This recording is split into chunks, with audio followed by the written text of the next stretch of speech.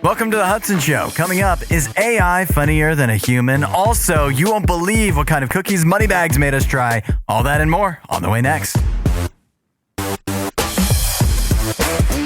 It is the Hudson Show from RadioU. Yet again, a really fantastic episode on the way for you. If it was crappy, I wouldn't tell you anyways. But I mean it, though. I truly believe that you're going to enjoy the entirety of this episode of the Hudson Show. I'll start with this. If you're planning on traveling to South Korea anytime soon, leave your everything but the bagel seasoning behind. Authorities at checkpoints at Korean airports have started cracking down on those trying to bring everything but the bagel seasoning. Of course, everything bagel seasoning sold at Trader Joe's, trying to bring that into South Korea. Trader Joe's, if you didn't know, only operates within the United States, which means that many of the items that they sell are not available anywhere else, and that includes their everything but the bagel seasoning. Now, why is this something you're not allowed to bring in to South Korea? You guessed it.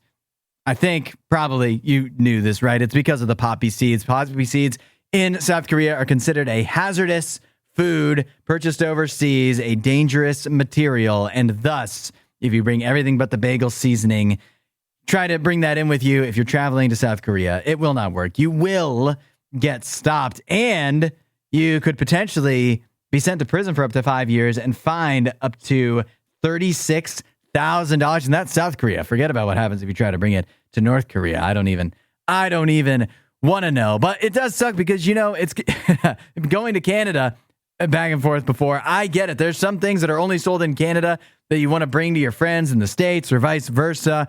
And most of the time that's fine, but sometimes you just don't know. Maybe there's a valid reason, whether it's good or not, that those items aren't available in that specified country, which means that your South Korean friends and whoever, family, may not be able to enjoy ever the everything but the bagel seasoning, as good as it is, unless they come to the United States, I guess. It's the Hudson Show.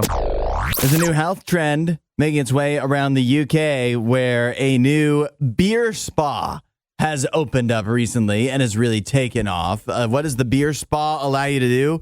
It allows you to take a bath in beer. Granted, I guess you don't necessarily have to go to a beer spa to do that. You just got to buy a whole lot of beer and have a bathtub. But other than that, otherwise, you can go to a beer spa in the UK. It's supposed to have health benefits. And I'm thinking these health benefits have got to be good because bathing in beer, it's going to leave you sticky. It's going to leave you arguably smelling not very good. I feel, like nobody's gets beer spilled on them at a sporting event and is like, oh, yeah, at least I'm going to smell good now. But what are the health benefits supposedly? Well, the beliefs are that bathing in the ingredients of beer, barley, hops, yeast, is supposed to release toxins from the body and moisturize the skin.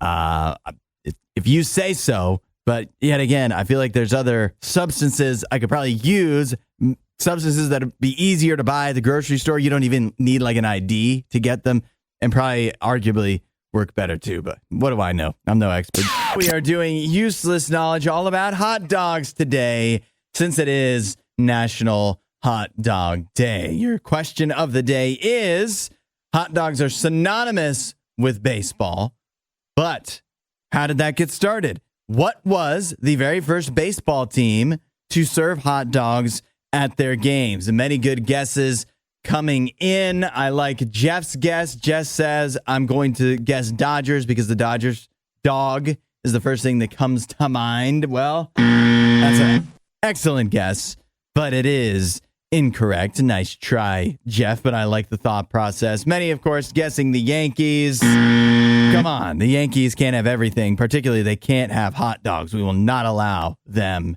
that. And then not many actually able to nail this one today. There was a couple answers I would have accepted. I'll give it to Sam as the first one to get in with the correct answer, which is technically the correct answer is the St. Louis Cardinals.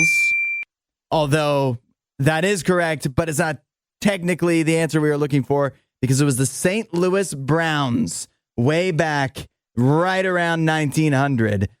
They were purchased by entrepreneur Chris van der Aa, who was German. Apparently, he was quite the businessman, and he was the guy who turned them into the St. Louis Browns and started selling hot dogs, among many other innovations that he made around that time. At least that's what legend claims. Later on, the St. Louis Browns became the St. Louis Cardinals, and then there was a different St. Louis Browns that were in the league for much longer that then turned into the Baltimore Orioles. I would have taken Orioles too, because even though they're not connected, but Sam, the first one to guess St. Louis Cardinals. Who knew? Hey, speaking of hot dogs, do you care that the average American eats 70 hot dogs per year? Although I have to assume that number is significantly inflated because I eat about 900 per year. But then again, I'm much more than an average American. Furthermore, do you care on National Hot Dog Day? I was looking. Of course, I was looking. There's really no good National Hot Dog Day deals. Very disappointed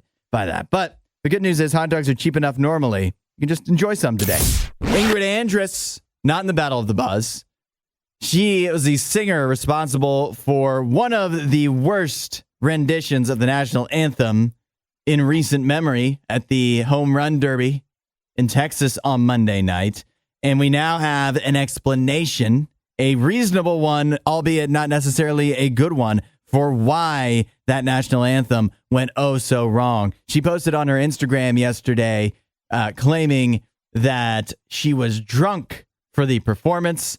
Here is the good news, I suppose. She said, "I'm checking myself into a facility to get the help I need. That was not me last night. I apologize to MLB, all the fans in this country I love so much, for that rendition."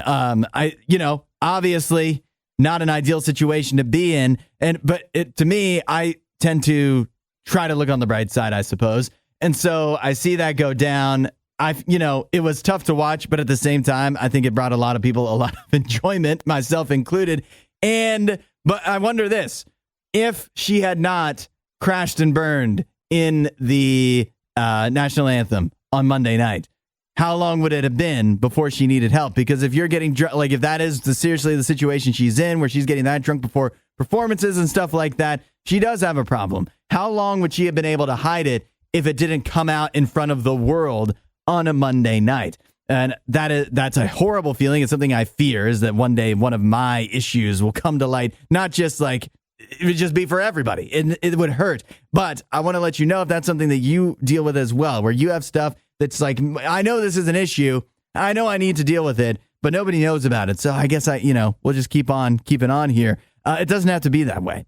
God can help you handle your issues before they become a public problem that you have to address on Instagram for the entire world to see. It doesn't have to get to that point. Let God deal with it with you right now. Let that journey start today instead of waiting until you're publicly embarrassed in front of the world, possibly, if not at least your friends and family and whatever. God is ready to help you with that. He really is. Whatever your problem is, drinking, porn, bad relationships, just whatever it is, Jesus is there. He can help you deal with it. You want to know more? Start talking to him. Say, hey, God, help me with that right now. I want some help today. And if you want to know more, you can check out RadioU.com/free gift. If you've ever done any kind of writing recently, you probably know ChatGPT can be a very, very valuable resource. Unless you've been trying to do any comedy writing, then do absolutely not ask ChatGPT to help. It will not come up with anything halfway funny, which is why I hate this new study that has come out that has found that apparently ChatGPT is funnier than the average person. Researchers recently had ChatGPT prompts compared against non-professional comedians, so these are just average people like you and me, to come up with the best ad-lib style responses to prompts, similar to like the game Quiplash, if you've ever played that.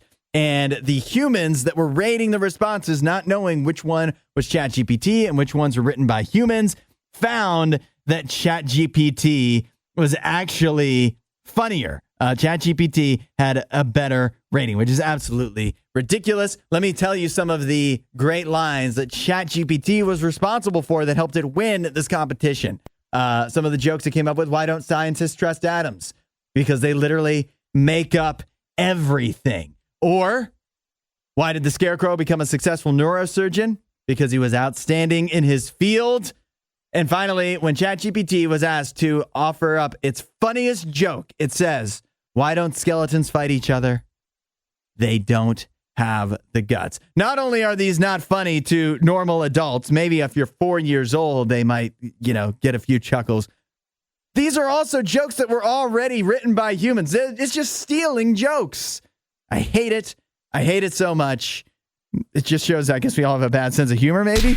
There's an old theory that's going back around on TikTok now, getting new life. Can we cut and start over? I'd like this to be a lot smoother. There's a theory going around on TikTok now, getting new life even after it was initially posited back in 2022. The theory is the 19 theory, and it states, ladies, that if you're 19 years old, whichever guy you meet and start to get into a relationship with will be the most toxic guy that you will ever be in a relationship with you in your life. And you might as well just end it now, or don't even get involved. Wait till you're 20.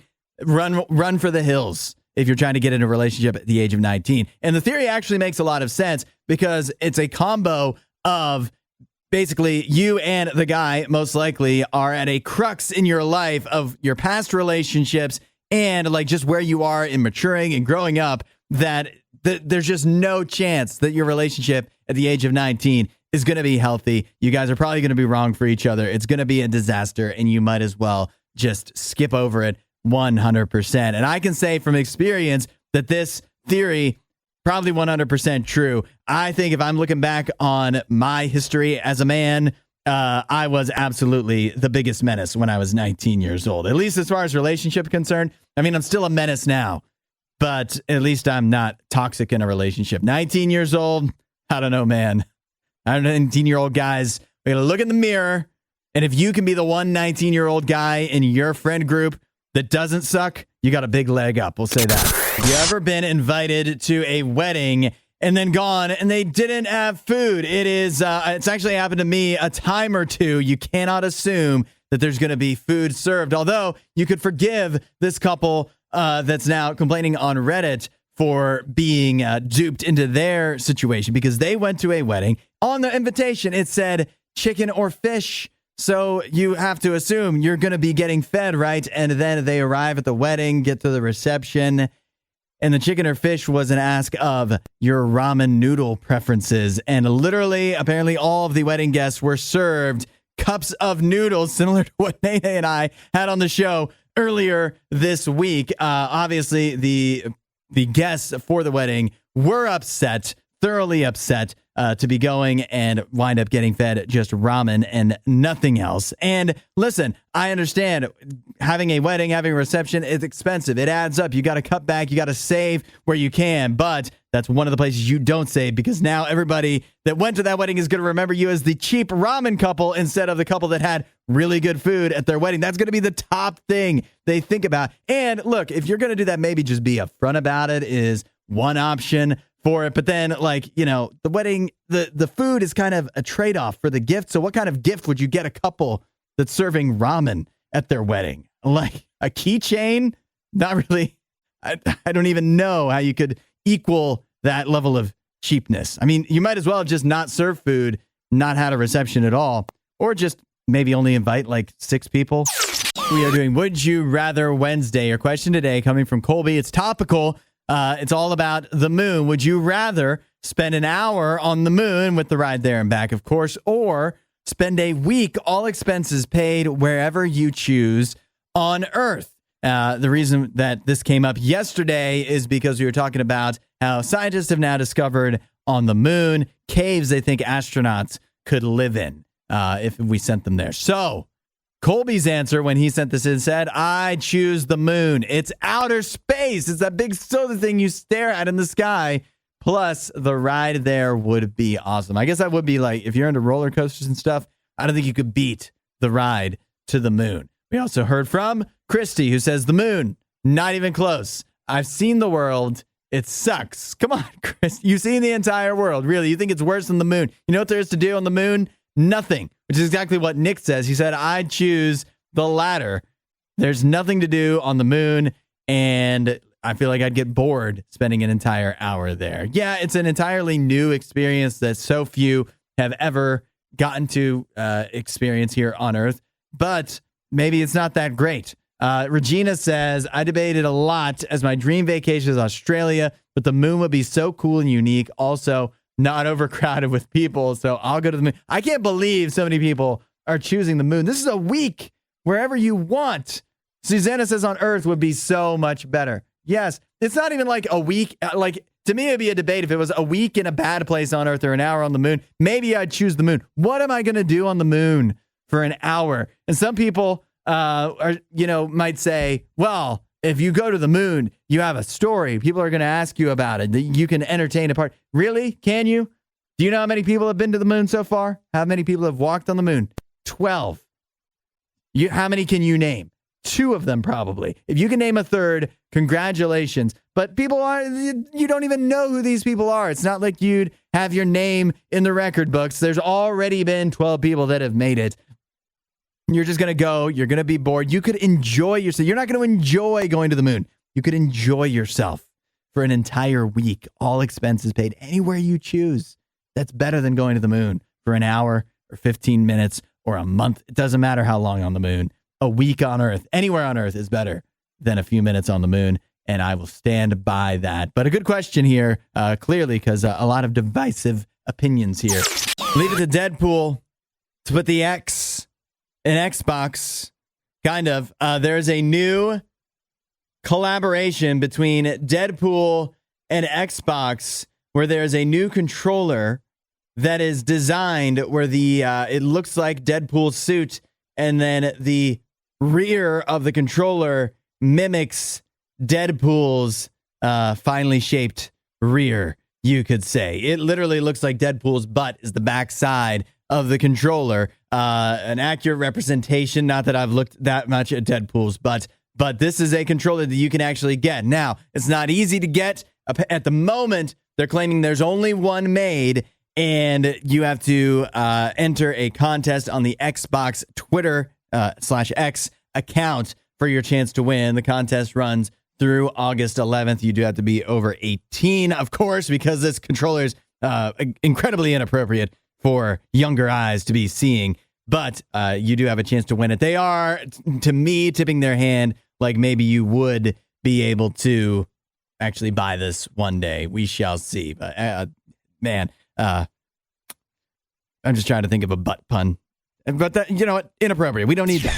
Being a Little League umpire has to be one of the all-time thankless jobs. You think about it. It's usually hot. You're giving up your nights and weekends. The pay, probably meager at best, right? And at the end of the game, you don't even get to pick out Doritos and a Capri Sun like everybody else. It's gotta suck. Add on top of that in many occasions, you have coaches and parents alike screaming at you.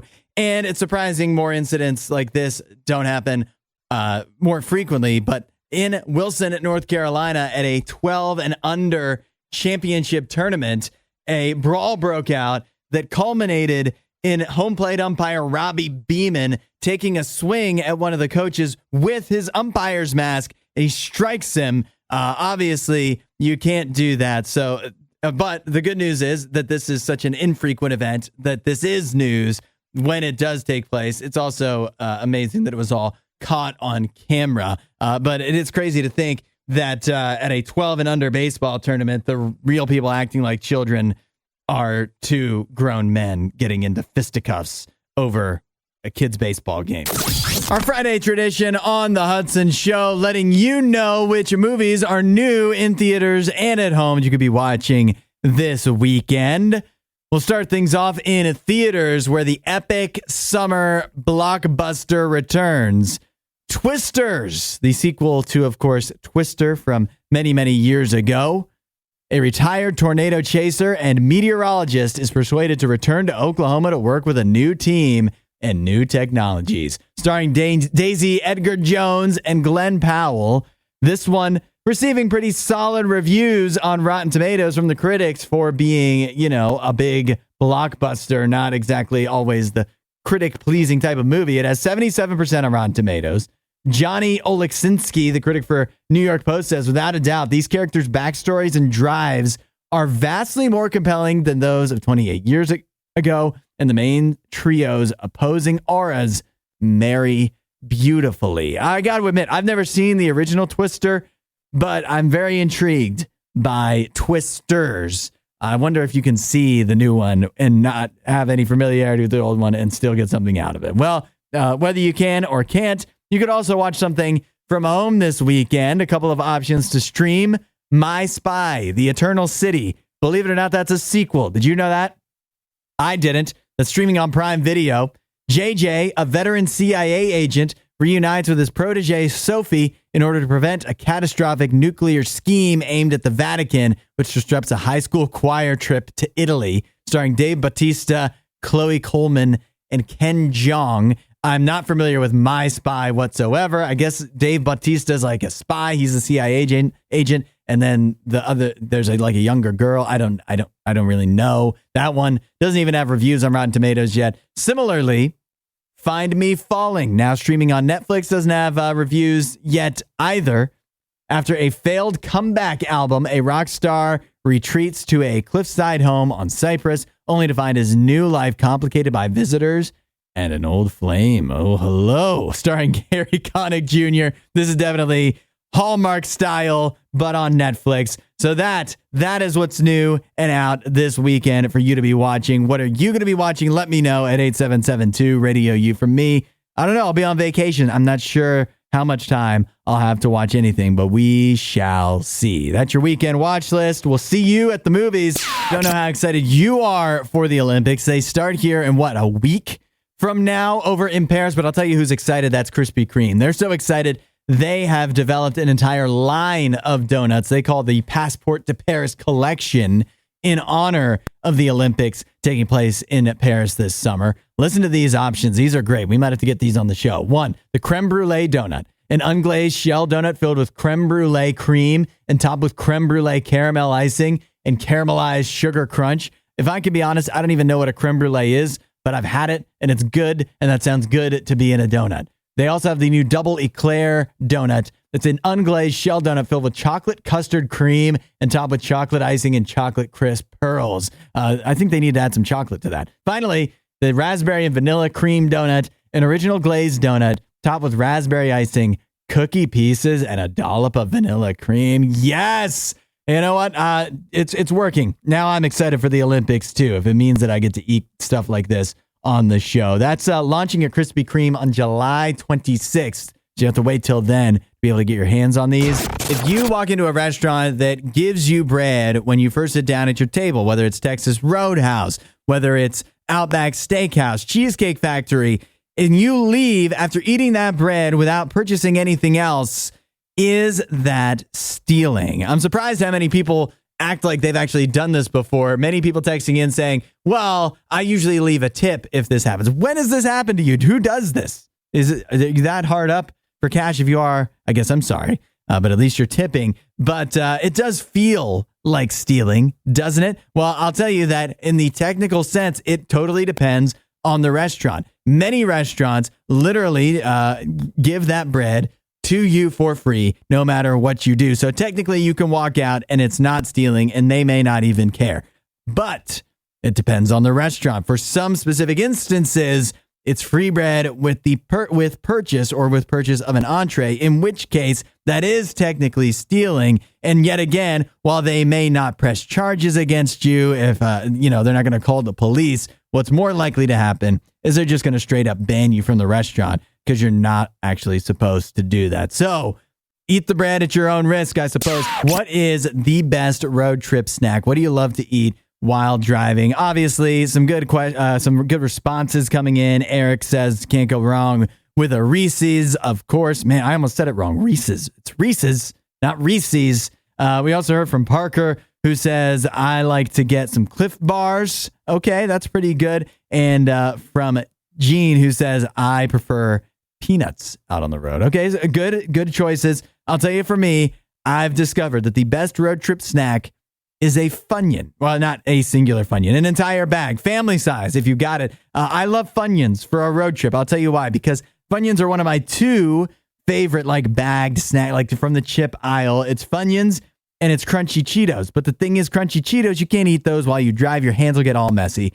Funyuns, just about as good. 1A, 1B as far as the chip aisle snacks go, and much less messy. So Funyuns is what I prefer. Although I'll tell you, the other snack that I love a lot is a beef jerky, but that's much more expensive than Funyuns. Probably also more nutritious, but I'll guarantee you I'm going to Buc-ee's for the first time this weekend, and I will be grabbing some beef jerky there. One more point that I'd like to make on road tripping snacks.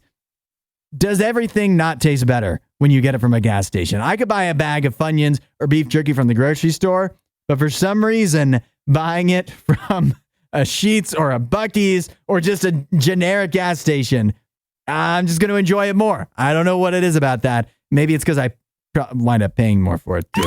What a special treat today. First of all, the studio a little more crowded than normal because not only am I here, not only is NayNay here because it's time for a food fight, but Moneybags, Chris, is in the studio as well. Chris, our engineer, and today you're a coffee engineer as well. Oh, yes. Good morning.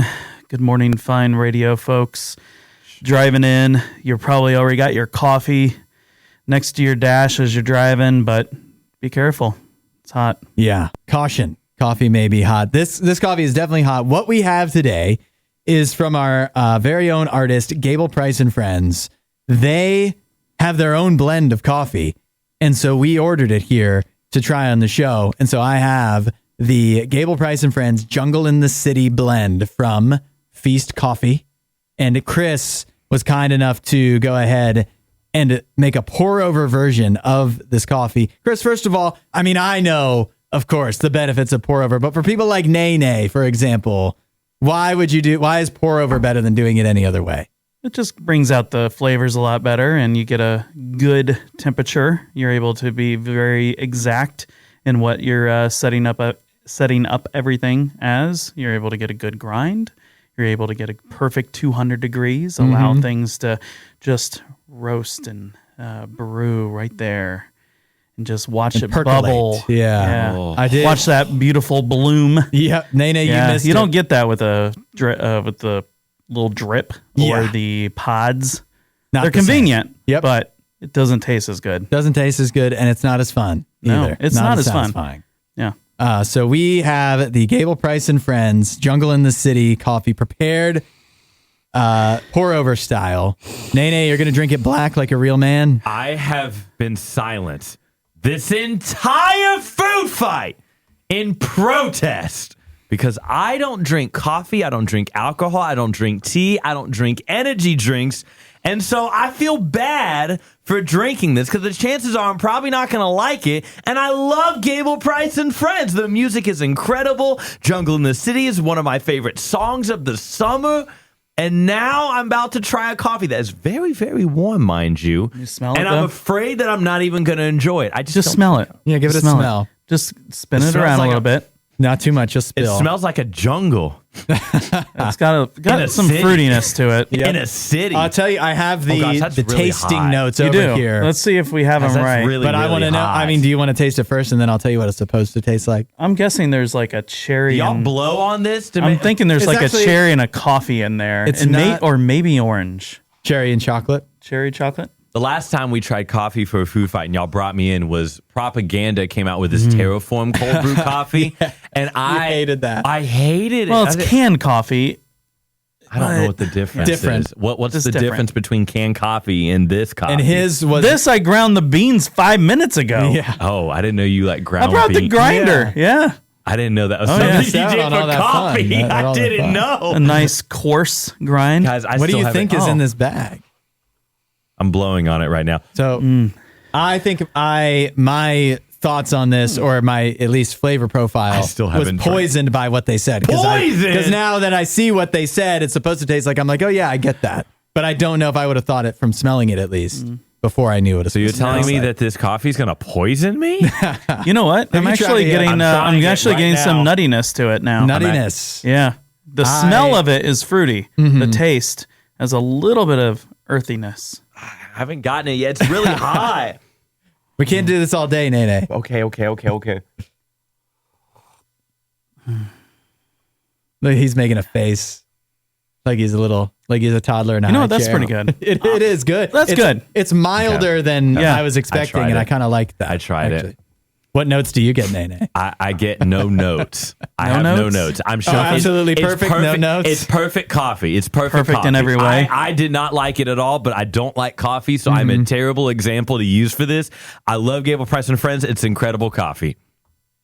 Good enough. Good coffee, and Chris and I's eyes not good enough to win over a non-coffee drinker, though. No, Oh, it's okay. not. Well, that's It's okay. now, if you're wondering, the flavor profile: peaches, strawberry, and honey blossom. And I definitely the peach and the honey. I definitely get that after tasting it. But then again, if I had not read that, would I have said those things? I'm not sure. And it's from Ethiopia, Ethiopian Guji. Ooh. Yeah, whatever that means. Well whatever done, that- Gable Price. I'll say. Cups up. Cups up. Hey, I can do that. Cups up, everybody. Cheers. Cheers. Woo. But not over the board. Yeah, but not over the board. All right.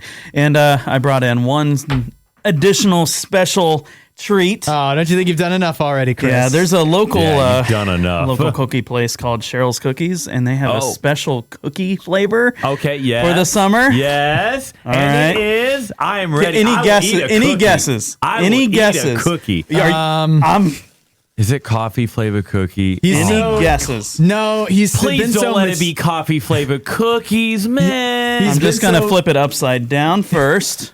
Why does this look like someone put oregano on a cookie? He's been so mischievous about this. I'm very All right, nervous about open it up. But I mean, it's Cheryl's. Can I look? Okay, so I can't I even don't think look at they the flavor. make. How bad could something they make actually? I'm sure be? it's gonna be good. It's just gonna be weird. Okay. Well, we It ate looks like there's s'mores- oregano we on ate the bottom s'mores of my ramen cookie. earlier this week, so we're used to weird. Can I bite it now? Smell it. Oh, that's a pickle flavored cookie. Oh my gosh! It's a delicious pear. No, not delicious. Cookies nothing. and pickles. Don't do that. Come on. Don't do that. I to haven't me. eaten anything today Pickle yet. Come flavored on. cookie. Look, it's got Y'all the handed me- dill right on there. Y'all handed me Oh, I can coffee. tell. Y'all know I don't drink coffee. Y'all handed me a pickle flavored cookie. What are we doing here, Cheryl? Cheryl, I don't know if you're still around or not, but whoever's in charge needs to Here we stop go. making these Let's- types let's of go in. cookies. Let's They just go in need on to this. stop. Oh my gosh, guys! How is what it? are y'all- It's bad in such a weird way. I'm Like gonna go with the in big a bite. way of like almost Big bite. something about it works, This is terrible, but there's like a piece of pickle. Like that's what's killing it for guys. me. I'm so close. I'm so close to needing a trash can right now. It's not even funny.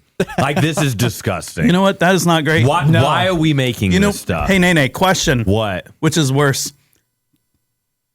The What? cookie or the coffee?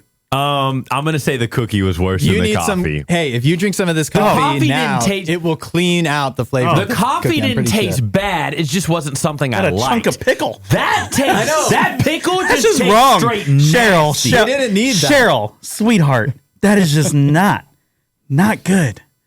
Why are we subjecting ourselves to Cheryl, this? Ask Chris. Ask Moneybags. thought I'd do something different. I appreciate. I did the something Hey, different. creativity. NayNay, why don't you pick out the next food fight?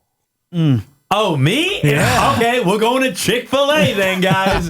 Let's do that. Let's go to Chick-fil-A and have some normal food. I want to eat some normal food for once. You know, The coffee's good. Chick-fil-A has a lot of pickles too. They do. Hey, I'll have pickles on stuff that pickles is supposed to be on. I'll have a pickle on my Chick-fil-A sandwich. A pickle for a cookie? Oh my gosh. Ugh. I don't think we can return them. No, we definitely We can't ate return half them. the box just now. You know, one, they don't want them anyway. That's right. They wouldn't want They're them. going to What be were you giving them away thinking? soon. So hopefully they have better flavors. I should have just got some regular cookies. You should have to cleanse our palate. yes. Actually, yes, you should. Sorry. have. I'm sorry. It's okay.